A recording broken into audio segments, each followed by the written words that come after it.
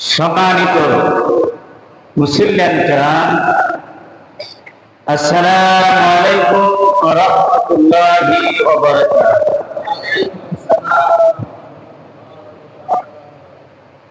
মহান রব্বুল ইজ্জাত ওয়াল জালালের শাহী দরবারে আমরা বিনয়ের সাথে অসংখ্য শুকরিয়া জ্ঞাপন করছি যে মহান আল্লাহ সুবহানাহু ওয়া তাআলা আজ পবিত্র জুমার দিন,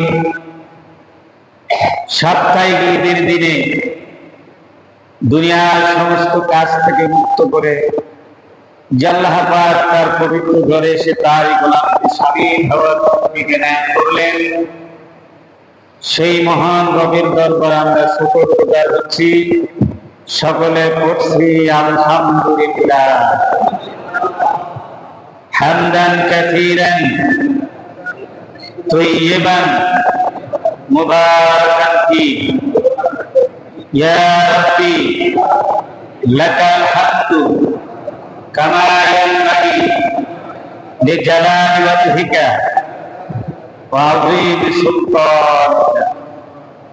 ইয়া রাব্বি লাকাল হামদু বিল ঈমান ওয়া লাকাল হামদু বিল ইসলাম ওয়া লাকাল হামদু বিল কুরআন ইন্নাকা খালাকতানা ওয়া রাযাকতানা ওয়া হাদাইতানা ইয়া রাব্বানা। প্যারে হাজরিন, আজ পবিত্র জুমার দিন, সাপ্তাহিক বড়দিন, ঈদের দিন। 1446 হিজরি সনের আজকে পবিত্র রবিউল আউয়াল মাসের 2 তারিখ, 6 সেপ্টেম্বর 2024 ইংরেজি। আজকের এই গুরুত্বপূর্ণ জুমার দিনে আমরা আল্লাহ পাকের দয়ায় বা মেহেরবানিতে তার পবিত্র ঘর আকাশের নিচে জমিনের উপরে শ্রেষ্ঠতম মর্যাদাপূর্ণ বরকতময় স্থান মসজিদে এসে তারই গুণামিত্তে শামিল হতে পেরে তার দরবার আলিশানে আমরা শুকরগুজার হলাম। সম্মানিত হাজরিন, বছরের হিজরি বছরের অন্যতম মাস হচ্ছে পবিত্র রবিউল আউয়াল মাস। এই মাসটির গুরুত্ব অন্যান্য মাসের তুলনায় অনেক বেশি। কারণ হলো এই মাসেই বিশ্বনবী, আল্লাহর প্যারা হাবিব, বিশ্ব মানবতার মুক্তির দূত বিশ্বনবী জনাব মুহাম্মদ রাসূলুল্লাহ সাল্লাল্লাহু আলাইহি ওয়াসাল্লাম আজ থেকে প্রায় ১৫০০ বছর পূর্বে এই ধরা পৃষ্ঠে শুভাগমন করেছিলেন। এ কারণে নবীর শুভাগমনের কারণে এই মাসটি অত্যন্ত গুরুত্বপূর্ণ এবং ফজিলতপূর্ণ, এতে কোনো সন্দেহ নেই। আমরা সবাই জানি এই দুনিয়ায় মানুষের হেদায়েতের জন্য মানুষ সৃষ্টির সূচনা লগ্ন থেকে আল্লাহ পাক নবী প্রেরণ করেছেন। সর্বপ্রথম নবী হচ্ছেন মানব জাতির জনক আবুল বাশার হযরত আদম নবীনা আলাইহিস সালাতু ওয়াস সালাম।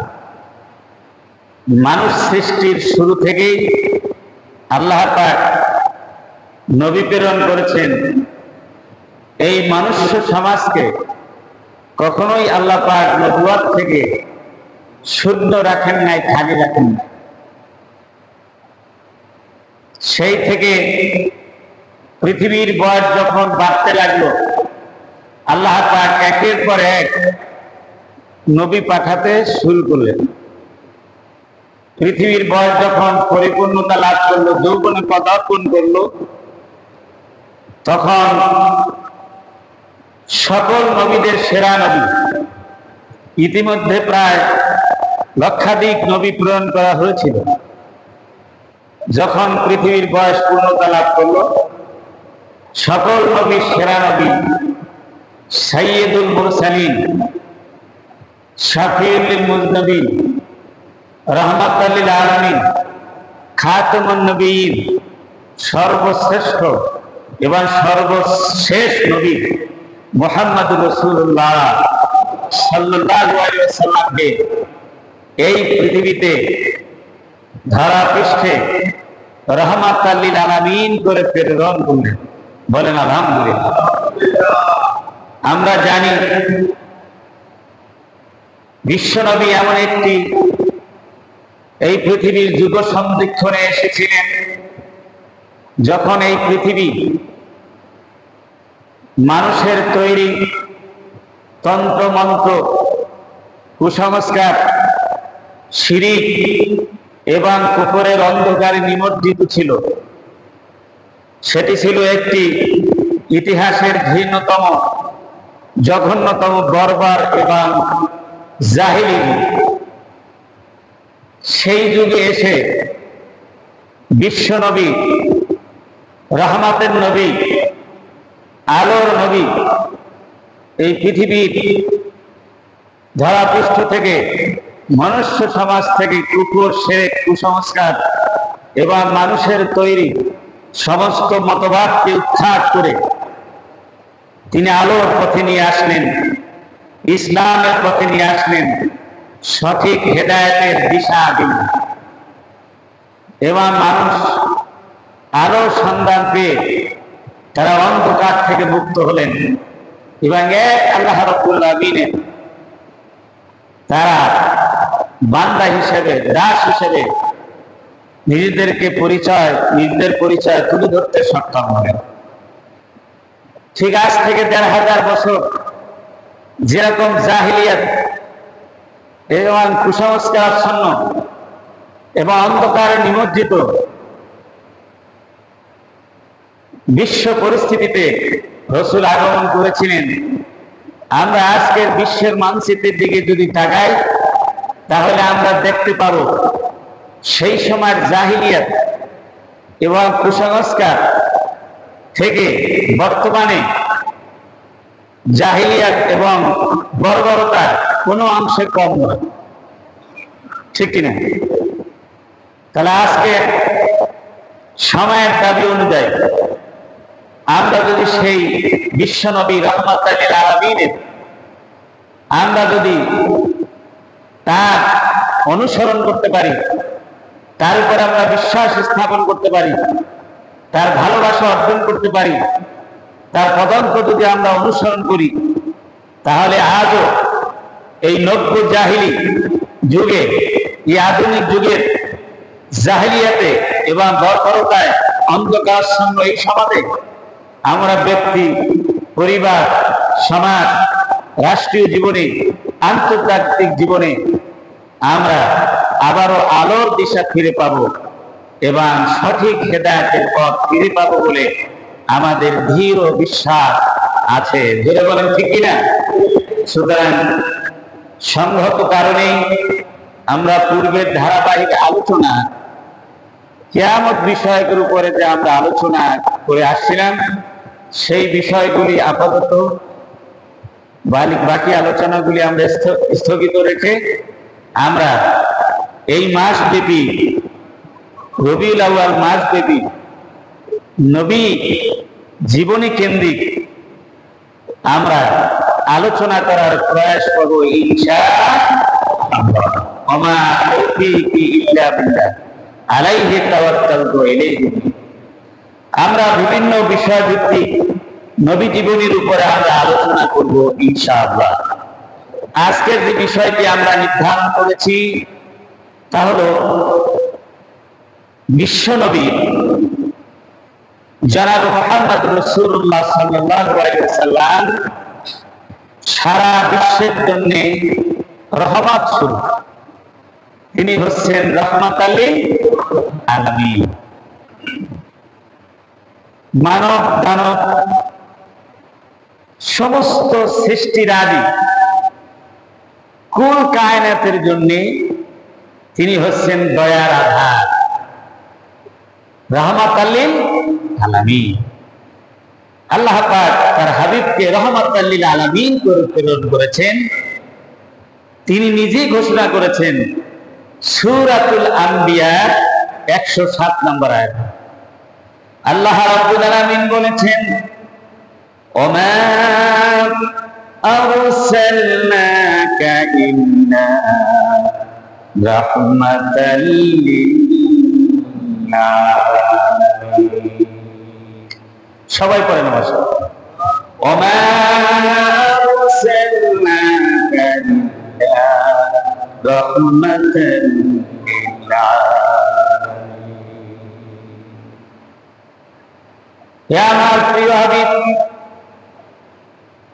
আমার দোস্ত, আমার বন্ধু, আপনাকে আমি প্রেরণ করেছি কুল আলমের জন্য, সারা বিশ্ব জগতের জন্য রহমত স্বরূপ। আপনাকে আমি মানব দানব, পশু পাখি, গাছপালা, তরুলতা, যত কিছু সৃষ্টি আছে সমস্ত সৃষ্টির জন্য, এমনকি মুসলিম অমুসলিম সকলের জন্য আমি আপনাকে রহমত স্বরূপ এই দুনিয়ায় প্রেরণ করেছি। বলেন না আলহামদুলিল্লাহ।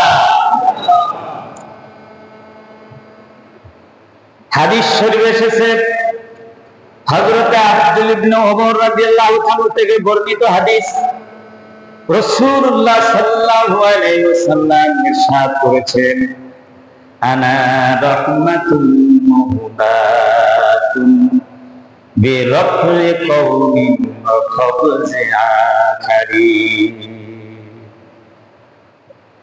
আবার হযরত আবু হুরায়রা রাদিয়াল্লাহু তাআলা থেকেও এরকম একটি হাদিস বর্ণিত আছে, قال النبي صلى الله عليه وسلم يا أيها الناس إنما أنا رحمة مهداة। রাওয়াহু বুখারী।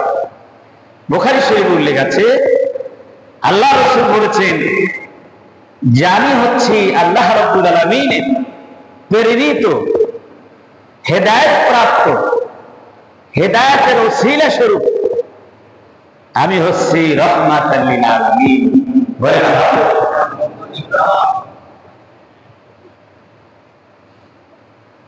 সম্মানিত হাজরিন, রহমাতুল মুহদাত এই শব্দটির অর্থ কি? হেদায়েত প্রাপ্ত, রহমত করে দুনিয়ায় আমাকে প্রেরণ করেছে হেদায়েতের ওসিলা হিসেবে। ইয়ানি আহাদানি আল্লাহু লিন-নাস ফাজআলানি সাবাবান লিআন ইয়াদখুলু ফি রাহমাতিল হক সুবহানাহু। অর্থাৎ আল্লাহ সুবহানাহু ওয়া তাআলা আমাকে মানুষের জন্য হেদায়েতের ওসিলা হিসেবে বানিয়েছেন। মানুষকে হেদায়েতের জন্য আমাকে প্রেরণ করেছেন। ফাজআলানি সাবাবান, সুতরাং আমাকে উপলক্ষ বানিয়েছেন, কারণ বানিয়েছেন এই জন্য যাতে করে সব মানুষ আল্লাহ রাব্বুল আলামিনের রহমতের ভিতরে প্রবেশ করতে পারে। আমার উসিলায়, আমার কারণে, আমার হাতে বায়াত গ্রহণ করার কারণে তারা যেন আল্লাহ পাকের করুণার ভাগী হয়, হকদার হয়ে যায়। বলেন আল্লাহু আকবার। ওয়ালিয়াদুল্লাহুম আলান নাজাতি ওয়া ইউজান্নিবাহুম মাসালিকাল হালাক। আর এই জন্যে আমাকে প্রেরণ করেছে আল্লাহ পাক, যাতে করে আমি লোকেদেরকে নাজাতের পথের দিশা দিতে পারি, তাদেরকে নাজাতের পথ পাঠিয়ে দিতে পারি, আর ধ্বংসের পথগুলি থেকে তাদেরকে পরিহার করার জন্য আমি ভীতি প্রদর্শন করতে পারি। কোন পথে গেলে মানুষ ক্ষতিগ্রস্ত হবে, জাহান্নামী হবে, আর কোন পথে গেলে আল্লাহর করুণা প্রাপ্ত হবে, দুটি পথ আমি বাদ দিয়ে দেওয়ার জন্য এই দুনিয়া আমাকে আল্লাহ পাক রহমান বা হেদায়েতের ওসিলা হিসেবে প্রেরণ করেছেন। ফামান কাবিলা রাহমাতাল্লাহ ওয়া হেদায়াতাহু ফাআতলা। সুতরাং যে ব্যক্তি আমি মুহাম্মদুর রাসূলুল্লাহ সাল্লাল্লাহু আলাইহি ওয়াসাল্লাম যে রহমতের এবং হেদায়েতের উপলক্ষ এই আল্লাহ পাকের রহমত আর হেদায়েত যে গ্রহণ করবে সে ব্যক্তি অবশ্যই সফলতা অর্জন করবে, সাফল্য মণ্ডিত হবে। ওয়ামান রাদ্দাহা খাবা ওয়া খাসিরা। আর যে ব্যক্তি আল্লাহ পাকের এই দেয়া রহমত প্রত্যাখ্যান করবে সে ব্যক্তি ক্ষতিগ্রস্ত হবে এবং ধ্বংস হবে। বলেন নাউযুবিল্লাহ। আমরা ইসলামের শুরুতেই দেখতে পাই যে আল্লাহ রাসূল যখন এই দুনিয়ায় এসেছেন রাহমাতুল লিল আলামিন হিসেবে, এরকম দুটি ধারা শুরু হয়েছে। কেউ আল্লাহ পাকের এই রহমতকে নবী তো রহমত, মুদাসসিম রহমত, মুহতাজ, তিনি হেদায়েতের কারণ, হেদায়েতের ছিলেন। এই রাসূল হাতে বায়াত গ্রহণ করে যারা রাসূলের সঙ্গ দিয়েছেন তারা সফল হয়েছেন। তারা হচ্ছেন সাহাবায়ে কেরাম। ঠিক কি না? একই জায়গায়, একই বাড়ি, একই এলাকার, কোন কোন ক্ষেত্রে একই বংশের লোকেরা, আবার কিছু কিছু লোকেরা রাসূলুল্লাহ সাল্লাল্লাহু আলাইহি সাল্লামের এই রহমত হেদায়েতকে গ্রহণ করে নাই, প্রত্যাখ্যান করেছে। সুতরাং তারা অভিশপ্ত হয়েছে, ক্ষতিগ্রস্ত হয়েছে। তারা কারা? কাফের, মুশরিক, যেমন আবু জেহেল, আবু লাহাব, উতবা, শায়বা, এই সমস্ত মুনাফিক এবং কাফের, মুশরিক। যারা বলেন ঠিক কি না? পক্ষান্তরে আবু বকর, ওমর, উসমান, আলী, বেলাল, এই যে সাহাবে কেরাম রাদিয়াল্লাহু তাআলা আলাইহিম আজমাইন, তারা হেদায়েত প্রাপ্ত হয়েছে। সুতরাং আজ এই বর্তমান নব্য জাহিলি যুগে, আজকের এই নব্য বর্বরতার যুগে গোটা বিশ্ব মানচিত্রে তাকালে আমরা তো বর্বরতাই দেখি বেশি। জোরে বলেন ঠিক কিনা?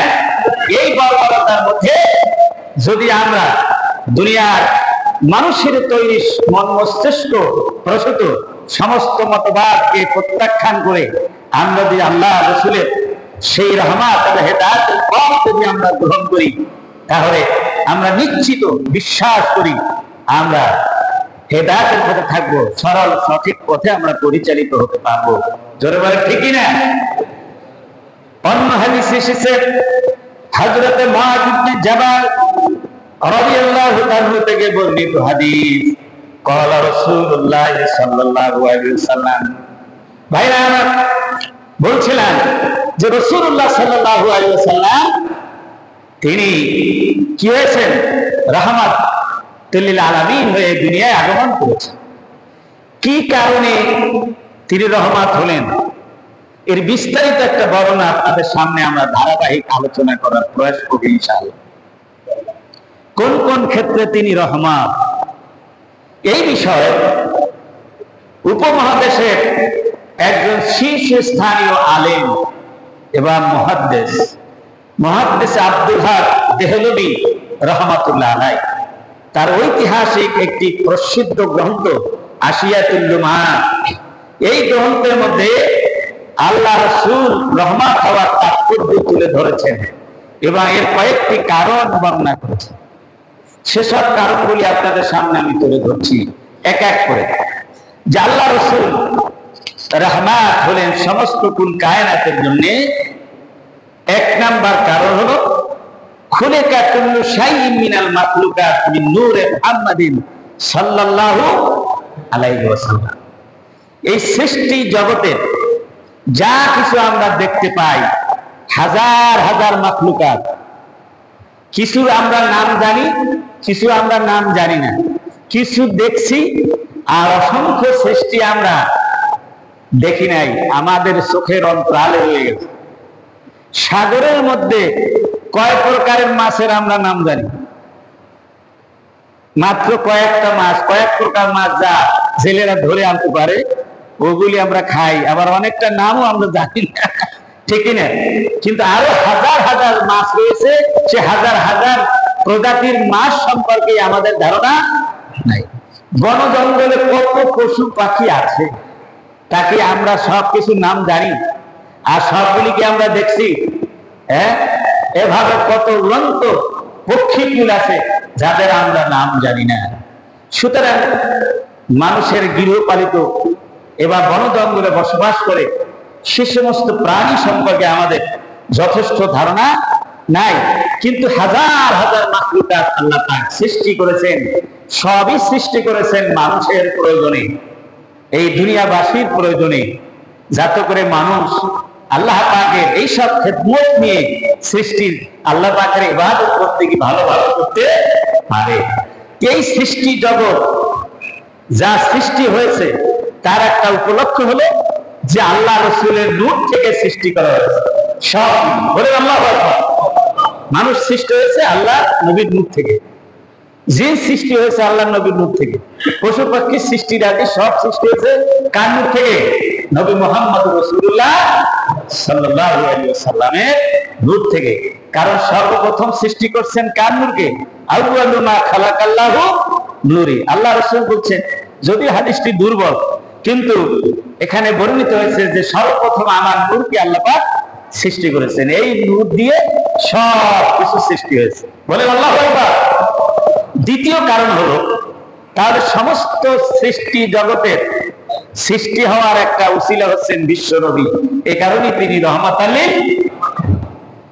দ্বিতীয় কারণ হলো, রোজে আজলে অর্থাৎ প্রথম দিবসে সমস্ত মানুষ এবং জিনকে একত্রিত করে রূহ জগতের ভিতরে আল্লাহ রাব্বুল আলামিন একটা প্রশ্ন করেছিলেন।